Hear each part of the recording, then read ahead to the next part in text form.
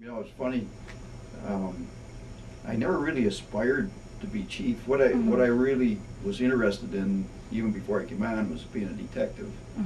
And after I got on, I still wanted to be detective, and at some point become a captain and maybe chief of detectives. But I never really thought about chief until I was in line for the position, and then I was, yeah, I think I'd like to be chief too. That'd be nice. So I took the job, and it's been a challenge. Yeah.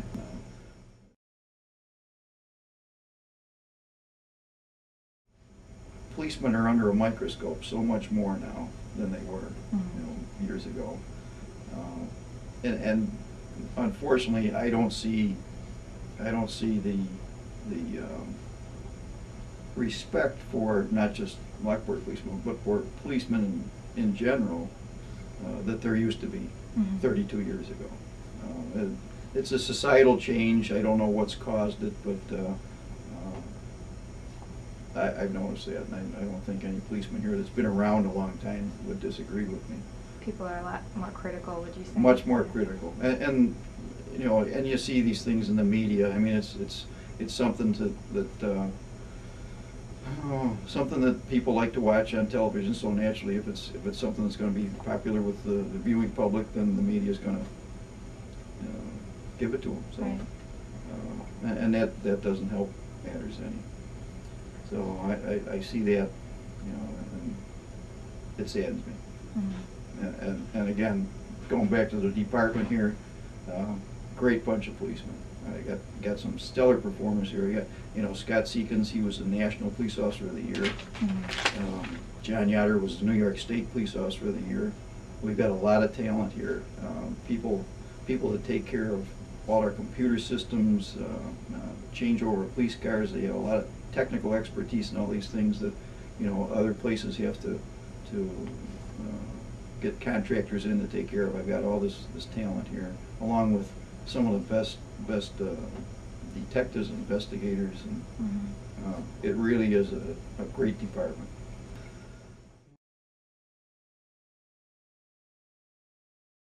What kind of advice would you have for the person who takes over this chair once you're gone? Well, if you don't have a thick skin, you better grow one. Yeah. That's my advice, because you get barbs from every direction, and it's surprising. I used to say I didn't know there was several hundred chiefs of police in the city of Lockport, because everybody has a better way of doing things, and it's and accusations, like I say, that frustrated me a great deal about the accusations about racism and things against the department, because it's next to impossible to be able to disprove those things. I mean, anybody can just throw an accusation out there, and there's a certain percentage of people that want to believe it, and then a certain percentage that just won't believe it, and then others are doubtful and don't know. And I just say you got to have a pretty thick skin and be able to handle the criticism.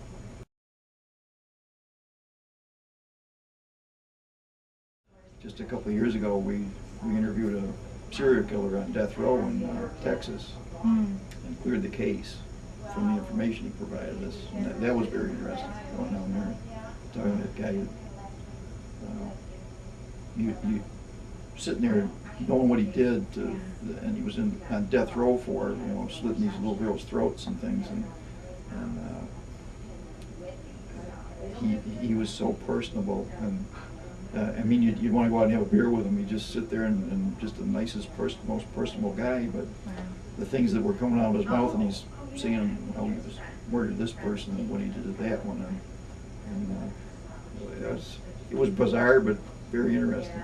Well, that brings up another question. I'm sure in this job you see just the worst of humanity. Yeah. I mean, does it take a special, like you were saying before about having a thick skin, does it take a sort of special kind of personality? Yeah, well, thick skin helps, but what got me through everything, through all the years, was sense of humor. Yeah. My father had kind of a different sense of humor. My mother had a great sense of humor, and I was kind of just the goofball, you know, just always making jokes and things, and that helps a lot. Yeah. And people don't understand it sometimes when you're working on these very serious, heinous crimes, and how can they crack jokes? Well, that's a way of coping with it. Yeah. That helps. You have a sense of humor and a thick skin.